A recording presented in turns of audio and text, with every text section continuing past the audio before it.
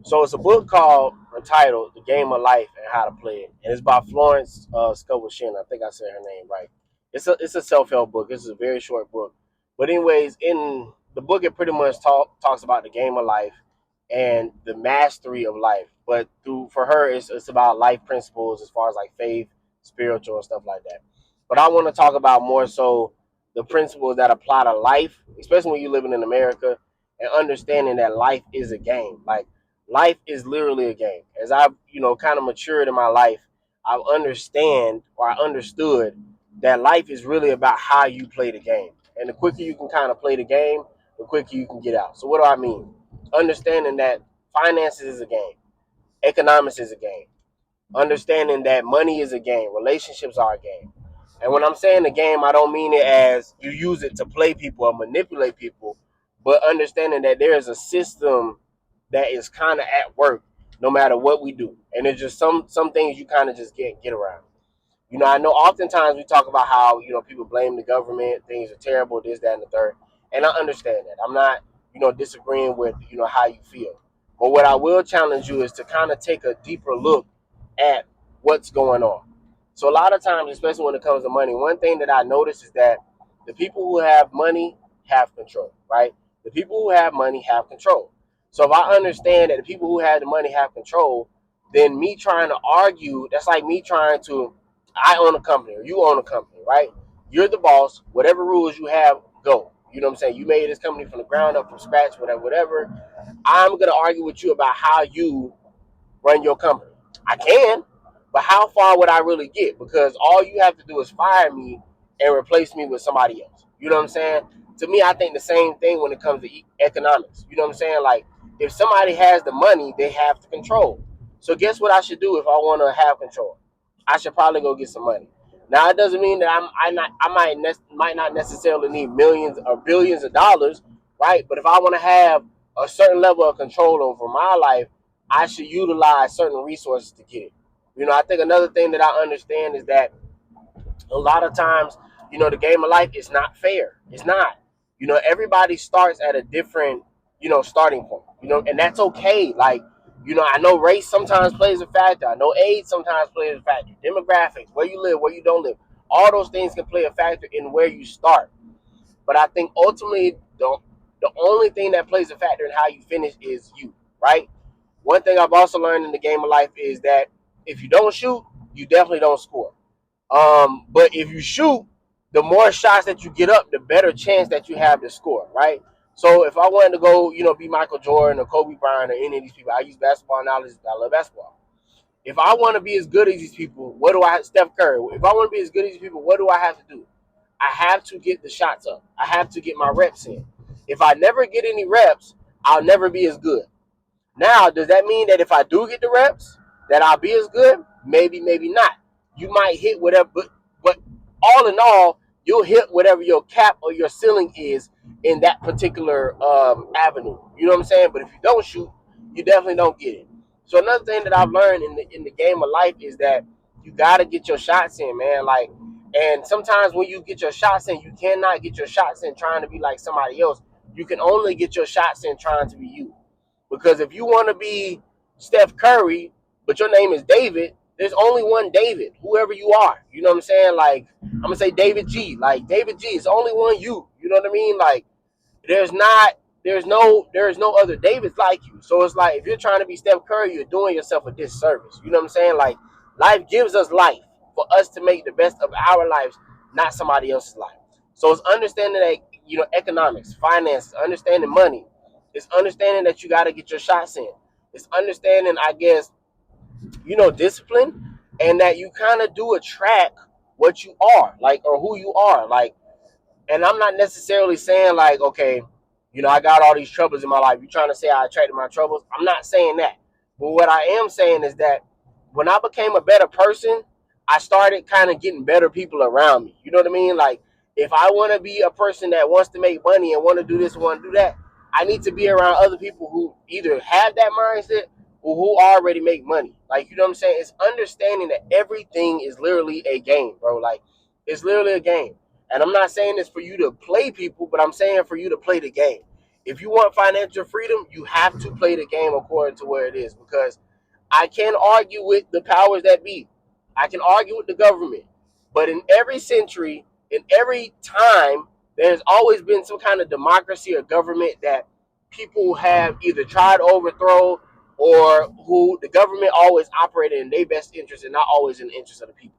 So sometimes you have to be able to do the best that you can within your situation to find a way to operate outside of that thing. Because ultimately, is you being able to find freedom for yourself. You know what I'm saying? You're not always going to be, you can free other people, you can revolt and all this other stuff, but you might not always be able to free people the way that you think you need to free people. Because most of the time, people are shackled. Yes, they're shackled physically, but a lot of times they're shackled in their mind. They don't think that they can be better. They don't think that they can do better. They haven't seen it. They don't know. And this is why, understanding, who you hang around and what you do is a key prime indicator in who you become. Another thing is understanding your circle. Like when I'm talking about who you are and who you're around, your circle is so very important, because a lot of times, as you get older and you mature in life, it's not what you know, but it's who you know. If my name is Bob the Builder and I got a business and my best friend is named Joe the Plumber, and Joe the Plumber got a son who went to business school, and I trust Joe because he's the best, he's my best friend. I'm gonna probably hire his son out of nepotism or whatever to work at my company. You know what I'm saying? As opposed to somebody who, I don't know that well, but they could have the same credentials as Joe's son. Does that make sense what I'm saying? I'm gonna go with whoever I trust most to do the job.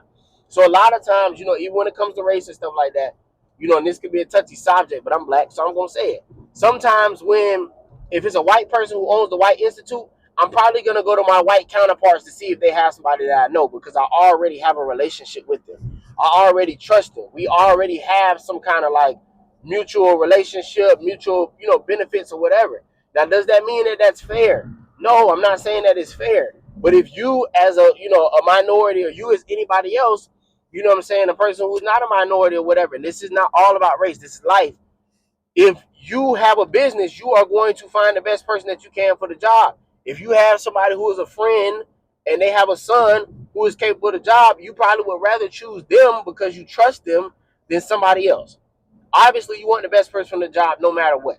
I'm not saying, choose somebody lesser to do your job, but I think it's better when you have somebody you can trust and you can depend on to do the job correctly. Does that make sense what I'm saying? Like, it's easier for me to do it with somebody that I know, who I have a relationship with, than somebody that I don't. It doesn't mean that I can't build a relationship.